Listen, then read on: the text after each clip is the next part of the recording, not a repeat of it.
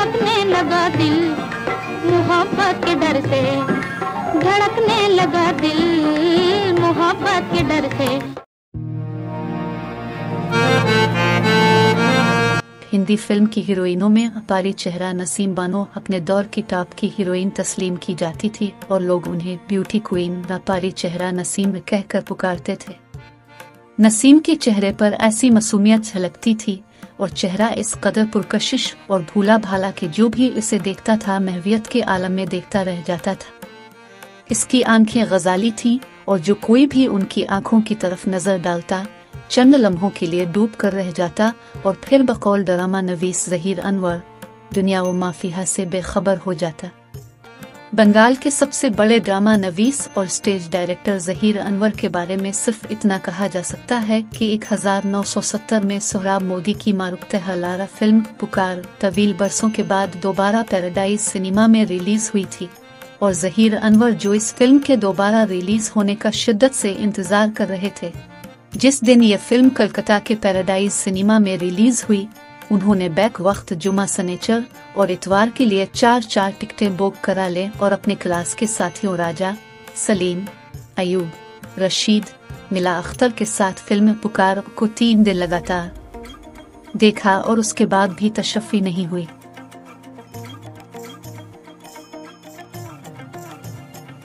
बहरकैफ पुकार तस्यम बानो, चंदर मोहन और सोहराब मोदी की अदाकारी पर मुज़य्यन फिल्म सही मानों में एक ऐसी दस्तावेजी फिल्म थी जिसे हदायतकार सोहराब मोदी ने बहुत ही खूबसूरती के साथ पेश किया था। अगरचे इससे पहले सोहराब मोदी अपने मिनरवा थिएटर्स के बैनर तले फिल्म सिकंदर बना चुके थे जिसमें उन्होंने सिकंदर का रोल पृथ्वीराज कपूर को दिया था और पोरस का रोल खुद ही अदा किया था और ये फिल्म बॉक्स ऑफिस पर जबरदस्त हिट हुई थी।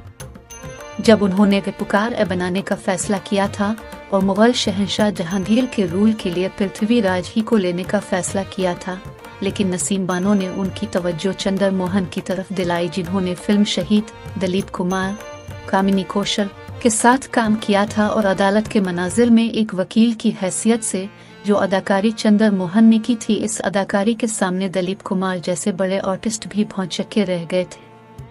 चूँकि इस जमाने में फिल्म फेयर अवार्ड का कोई रिवाज नहीं था, वरना सिर्फ अदालत के सीन के लिए चंदर मोहन को फिल्म फेयर अवार्ड जरूर मिलता। आखिरकार नसीम बानो के मशवरे पर सोहराब मोदी ने चंदर मोहन को ही पुकार में शहंशाह जहांगीर का रोल दिया और ये फिल्म ऐसी हिट हुई कि फर्क करना मुश्किल हो गया कि फिल्म पुकार अजीम थी या कि आसिफ की मुगल आजम। हिंदुस्तान की चंद क्लासिक फिल्मों में सिकंदर, पुकार, रोटी, मदर इंडिया, गंगा जमुना, मुगल आजम के साथ गुलजार की कोशिश और जीपीसीपी की शोले को भी क्लासिक फिल्मों में जगह दी गई है। इस फहरिस्त में भी शांताराम की 2 आंखें 12 हाथ भी शामिल है और जदीद दौर में उमराव जान और गर्म हुआ SM-2 मुजफ्फर अली के नाम भी शामिल हैं और साथ ही विजय आनंद की गाइड भी। हिंदी फिल्मों में बेशतर हीरोइन तंगदस्त और मुफलिस खानदान से ताल्लुक रखती रही हैं, लेकिन नसीम बानो का खानदान मुतमव्विल खानदान था जहां पैसे की रेल पेल थी। दीगर हीरोइनों की हालत ये थी कि उन्होंने प्राइमरी स्कूल भी नहीं देखे थे, जबकि नसीम जो बेहद अमीर वालिदैन की बेटी थी, इसका फिल्मों में दाखिला भी इत्तेफाक किया था। इसका कॉन्वेंट स्कूल गर्मियों की वजह से बंद था और वो अपनी वालिदा के साथ बम्बे में एक रिश्तेदार के यहाँ घूमने गई थी। हर दिन वो अपनी मेजबान से जिद करती कि उसे फिल्म स्टूडियो दिखाए। फिर वो हर रोज स्टूडियो जाने लगी। वहाँ उसने पृथ्वीराज, मास्टर निसार, सोहराब मोदी वगैरह को अदाकारी करते देखा और उसे उनकी अदाकारी बेहद पसंद आने लगी। इसकी खूबसूरती को देखकर हर कोई मुतासिर था और स्टूडियो में इसे इज्जत के साथ बिठाया जाता। एक मर्तबा सोहराब मोदी ने अपनी फिल्म हेमलेट में एक रोल की पेशकश की, लेकिन इसकी वालिदा जो ये चाहती थी कि वो डॉक्टरी की पढ़ाई मुकम्मल करे, तो उन्होंने नसीम को रोक दिया, जिस पर नसीम ने भूख हड़ताल शुरू कर दी और हर वक्त रोती रही, जिसके बाद इसकी मां आखिर मान गई और इसे फिल्म में काम करने की इजाजत दे दी गई। फिल्म हेमलेट ने नसीम को रातों रात स्टार की सफ में शामिल कर दिया, लेकिन फिल्मों में काम करने की वजह से इसे कॉलेज में दाखिला नहीं मिला। इस जमाने में औरतों के लिए कलम में काम करना मयूब समझा जाता था। दूसरे वो मुसलमान थी और इस वजह से मुसलमानों का एक गिरोह भी इसकी ज़बरदस्त मुखालफत में उतर आया था। लेकिन रफ्ता रफ्ता मामला दब गया और हर कोई नसीम बानो परी चेहरा की खूबसूरती में डूब कर रह गया।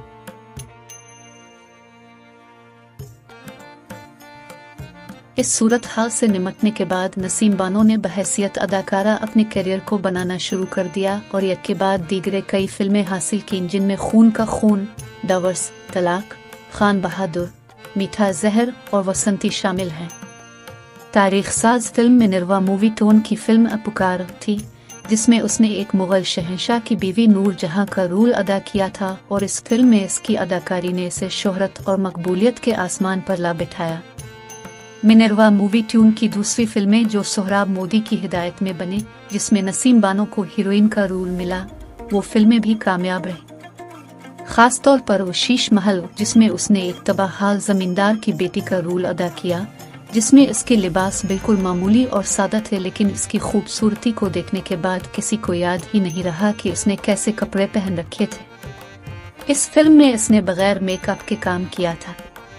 मिनरवा मूवी ट्यून की कई हिट फिल्मों में काम करने के बाद नसीम ने कुलमस्तान स्टूडियो का रुख किया और इस स्टूडियो में बनी पहली फिल्म का नाम चल चल रे नौजवान था। फिल्म 1950 में रिलीज हुई, जिसमें अशोक कुमार हीरो थे। नसीम के शौहर एहसान भी बाद में फिल्मसाज बने और उन्होंने भी निस्फ दर्जन फिल्में बनाए। उनके प्रोडक्शन का नाम ताजमहल पिक्चर्स था। लेकिन इस जमाने में नसीम ने चंद छोटी बजट की मामूली फिल्मों में काम करके अपने कैरियर को दागदार कर लिया।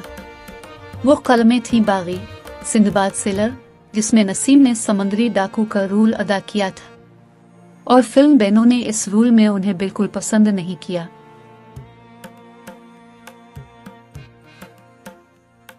इस जमाने में उनकी हम उम्र अदाकाराएं तकसीम हिंद के बाद पाकिस्तान हिजरत कर गई थी, जिसमें नूरजहां का नाम काबिल जिक्र है, मगर नसीम ने अपना फिल्मी सफर बम्बे में जारी रखा। 1950 के इख्तिताम पर नसीम बानो ने फिल्मी दुनिया से रिटायरमेंट ले लिया। बाद अज़ां वो कलम नौशेरवान आदिल में एक मुख्तसर रोल में जलवागर हुई थी।